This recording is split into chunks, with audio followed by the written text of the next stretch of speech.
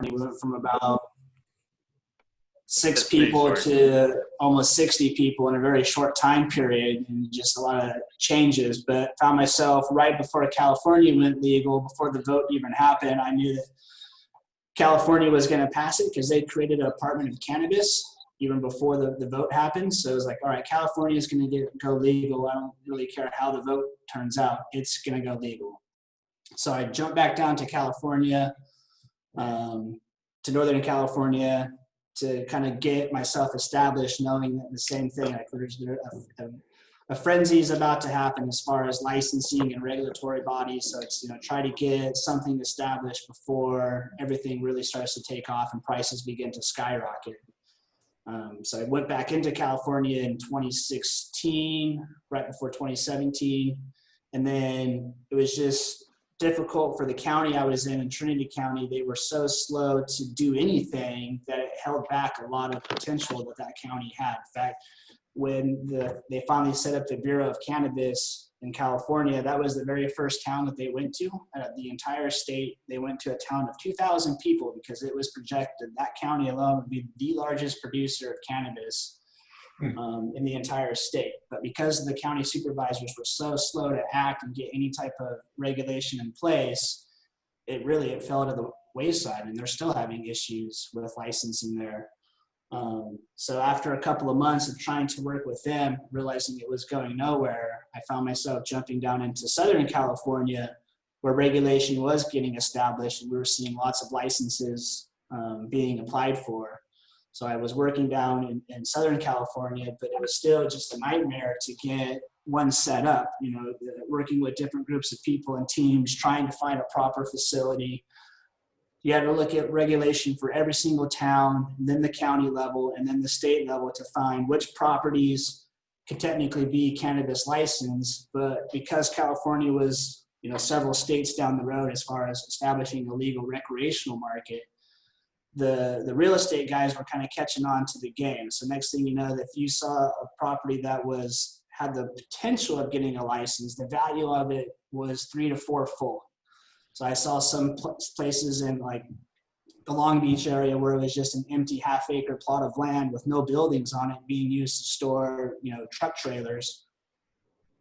Shouldn't have been worth very much, but because it was in an area that was a potential of having a cannabis license, it was now worth $1.25 million. And you still needed to build a building and get all your plans. So I was like, wow, this is getting insane. So like I said, the cost of entry in California just quickly skyrocketed. So it was really hard to find a place that could get a license. So what was being established was very large players with very large sums of money trying to move really quick. So I was doing more on the equipment side and consulting at the time. And I had a guy, Charlie Murray, who came to me looking for equipment. I didn't realize where he was from, but he was actually from this side, from the UK, but he was trying to set up a vertical farming operation on Guernsey because he has some family roots back to the Guernsey area. But he saw that the payback period for that was too long, so it's going to be hard to raise investment for that project. But after talking with me, he saw, I was like, well, man, if Guernsey could get into doing cannabis, so he phoned up Paul Smith, who's also up on the call here, to tell him, hey, man, if Guernsey could do cannabis, there's some potential in this whole vertical farming operation. And that was right at the same time period that Guernsey did change their regulation to allow cannabis licenses. So we kind of talked about it, and the project kind of developed from there.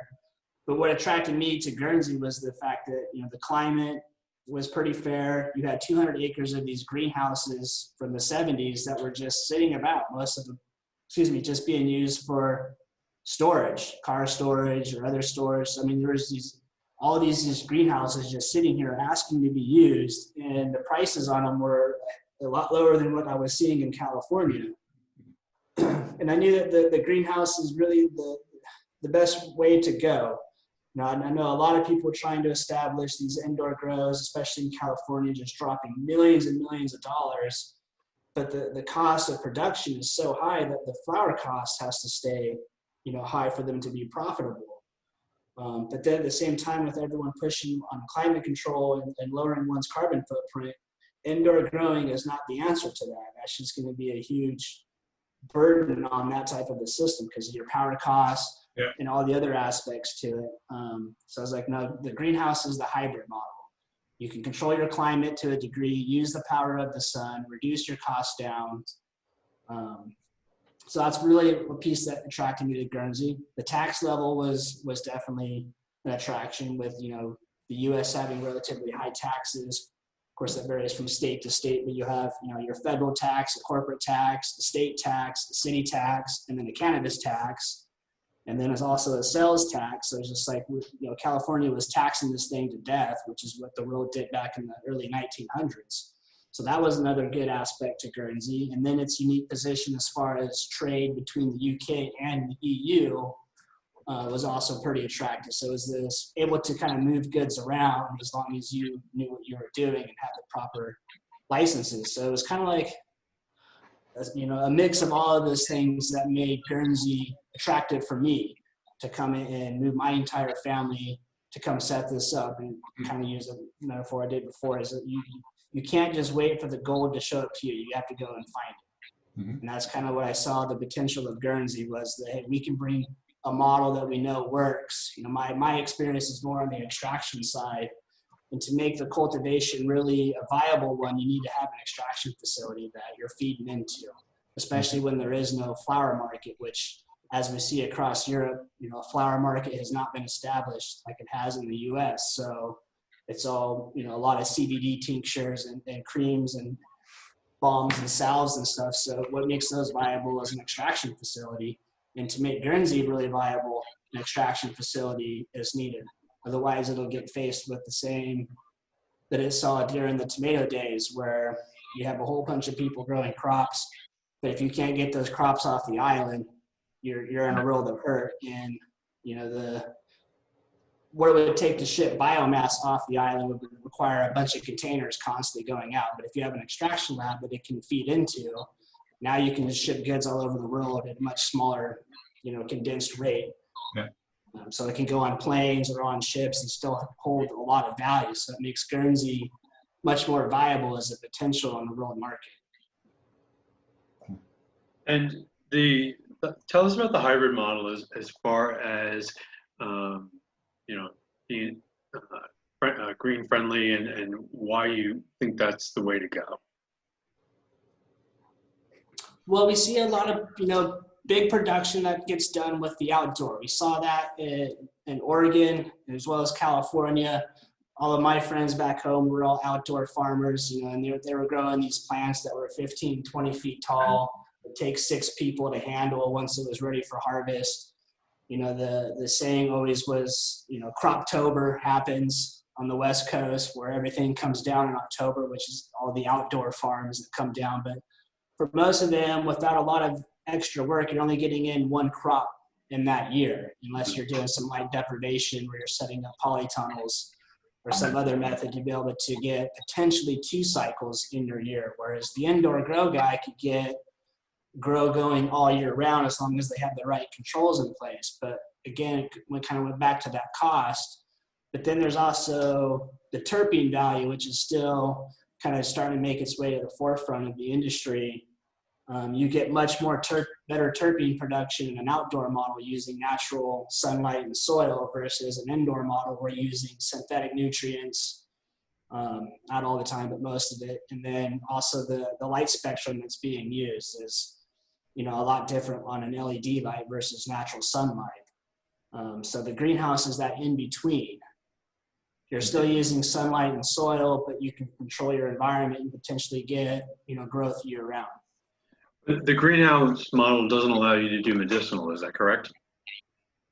You know, you kind of hear that back and forth. I've heard that from a few different people as far as GMP or GACP methods. I do know of a few greenhouse setups that you can be GMP. It definitely has a bigger cost to it. So I'm kind of still back and forth to see how that goes. I think the industry is going to push back, and as well as the consumer market, as far as having to meet all of these really strict clean room environments for flower production, just because it kind of goes back to the cost of production is so through the roof. if the goal is to get medicine to people that, is cost friendly, something has to change. We can't keep growing indoors. That's not going to be the long-term answer, in my opinion. So just to get that cost down, it's going to have to be more of a hybrid model. Yeah, I mean, what's interesting, and in some of the discussions we had the last time we spoke, was this idea of, whether or not that's a motivating factor and who's controlling that, right? So, driving down the cost, what it does is it allows big producers to control the market, right? And all the upfront costs, and there's no one who's going to compete against that because they can't. So, will that happen because, we're seeing the market be controlled? I think there's always going to be a factor to that. It's so hard to, it's so established here on Earth, basically, in every industry, where there's always these big players that seem to control the market. A big saying we had while I was in California was, it's a race to the bottom. You had all of these, really big firms setting up, just driving prices down, trying to implement, whatever technique they had to keep prices at a minimum. I even knew of one setup that went out in Coachella where it was that I can produce for less than $1 a gram. I was like, yeah, but you can't sell it for that price because you won't make any money because of the taxes. But, I think there's always going to be a sense of that. But then again, there's a big part of the consumer market that kind of understands that, and they want an organic, natural product where there's always going to be a cost to doing that. It's really hard to shortcut proper quality that people do want. There's always the talk of the synthetic cannabinoids kind of moving in and being able to take over the marketplace. It's like, yeah, well, that could be possibly true, but at the same time, people don't want synthetics. So the consumer itself is going to dictate where this market goes. Yeah, I mean, a lot of times when we talk about this, we sort of equate it to the craft beer model, right? Where, people are willing to pay for a little more, or, smaller grows, economically, green friendly, those types of things. And we see that model. So when you were talking, or when your group was talking with Guernsey, what was motivating them to allow this to happen and to move forward with it when, clearly other parts of Europe aren't there? What kind of got Guernsey going, I think, was the economic benefit, for sure. I mean, that's why most governments will turn and jump to it first, as they see the economic potential. Guernsey having a pretty strong horticultural past, I think they also saw as a chance because, they rely so heavily on the finance sector here on Guernsey as a means of income for the island, whereas this was a potential to start to break away from some of that. So that way, if something were to happen to the financial sector, Guernsey's not in a bad position. So this was doing the cannabis stuff was a potential to start to, wean themselves off of that financial sector a little bit and potentially bring back some horticultural industry to the island, because they do have the infrastructure here for it, but it's just, it's not being used. It's it can bring a lot of that back properly ready to it, which that's the part they're still, that's where you do see a downside to some of the smaller communities, is how quick sometimes regulation can take place if there's enough people that can kind of come together to properly put things in place. So we're kind of seeing that a little bit on Guernsey as far as a little bit of slower movement for some of the needed regulation. Then again, you do have direct access to the people who need to make that happen. So that it's a double-edged sword on that one. And do you think that we can use the U.S. as, a positive example for economic development, or do we look at California and say it doesn't work? I think we can, because it's you can take pieces from a lot of different areas of the U.S. to see how even Canada, there's always the lessons learned, so you can look at and examine a lot of the different states that have brought this in and how they've gone about, establishing regulations and taking what works and trying to see what didn't work and don't repeat those same mistakes. You have to put some regulation in place. You can't just leave this market, to run itself, because it's, like any industry, it'll find its shortcuts and ways to go about, lying, cheating, and stealing if it can to save a couple of dollars. So, but then there's always the people that care about what they're doing. They're driven by a different motivational factor. They're not necessarily for a big monetary. Well, it is a benefit, but I see a lot of people that have success in this industry are driven by, they themselves had an ailment, or they had a family member that had an ailment such as cancer, and they saw firsthand that this thing worked for them, and that's their driving factor. And how important is it to you guys to be able to reach throughout Europe? I mean, because we have 28 different member states with a whole bunch of different regulations and laws. Are you looking for sort of a single sort of standard, or what would be the ideal for you? I mean, that would be the ideal, a global standard that everyone can kind of follow, because we do see what works and what doesn't work. But that is the hard part. It reminds me a lot of the U.S., where it's like every state has a different regulation and different protocols in place, and we see that same thing across Europe, where every country seems to have a different way to go about doing it. It definitely makes it a lot more difficult as far as what you can and can't do across Europe. So, I mean, if there was a more unified voice, that always makes things easier for everybody. But that also makes it easier for the big guys to come in there and just kind of swoop up on the market. Yeah. We only have a couple minutes left. Does anybody else have any questions, or anybody for either Gary or Gunther? Yeah, I've got.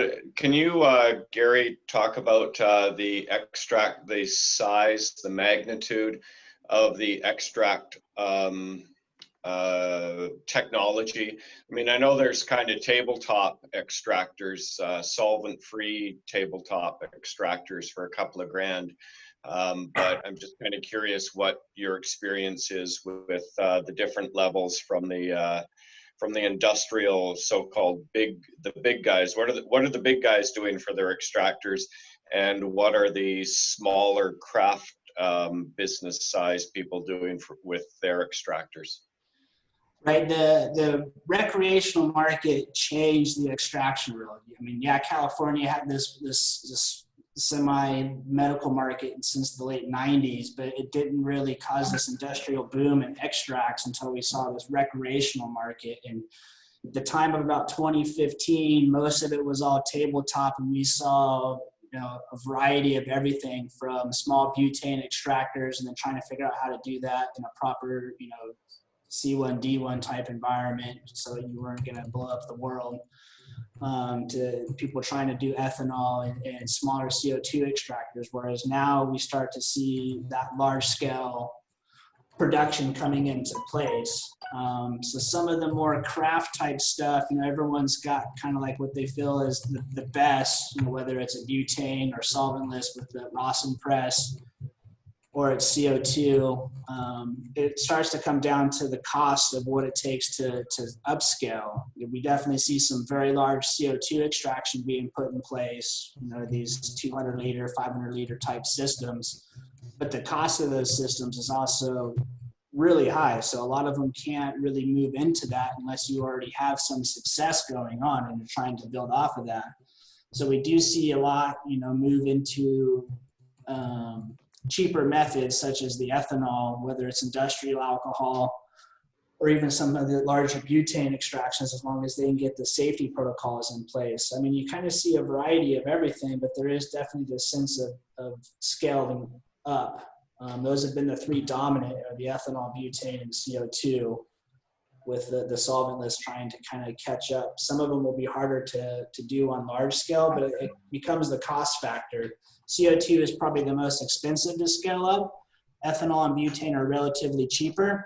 Butane comes with a lot more safety protocols that have to be put in place, so you kind of offset some of those costs into that. Whereas ethanol is a little bit safer. You don't have nearly the explosion risk, so you see a lot of people moving into doing ethanol-based extractions and then fractional distillation right after that. Right. So those everything, if I'm hearing.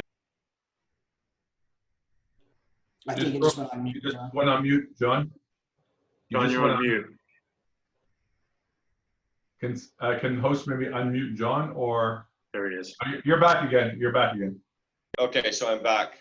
Yeah, I hope she's not, she went out for a bike ride. I hope she's not calling for a ride in the thunderstorm or something. It's not thundering yet. Anyway, so I take it, Gary, that you've described essentially assembly line operations as opposed to the solventless tabletop batch size for, you know, the craft user or the like.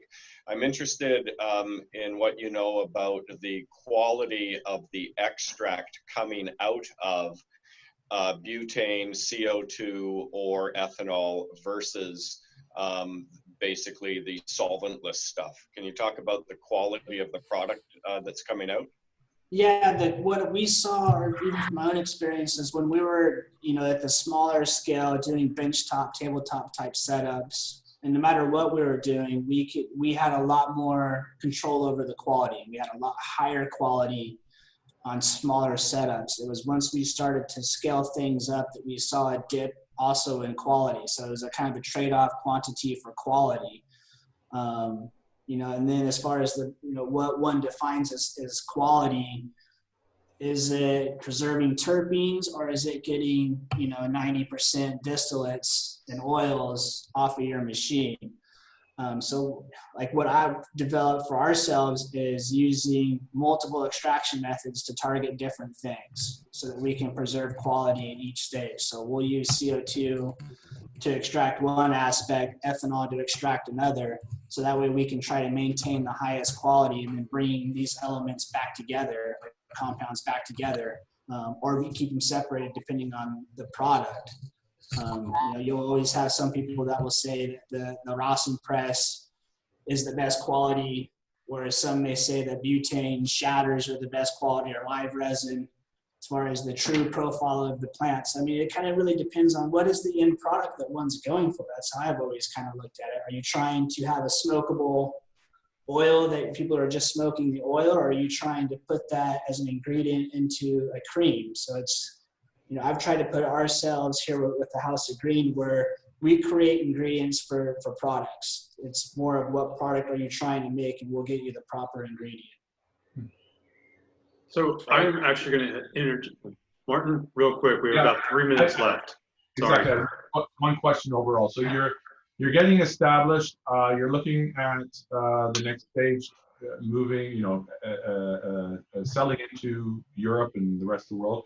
What is the biggest challenges you're facing right now, and that you're looking for solutions for? Learning to drive on the other side of the road. No, it's jumping through all the different regulations across, you know, whether it's Guernsey, the UK, or Europe, and then it's dealing with the import export, because it kind of just seems that everyone's got a different way of going about it. Finding proper testing at times can be difficult.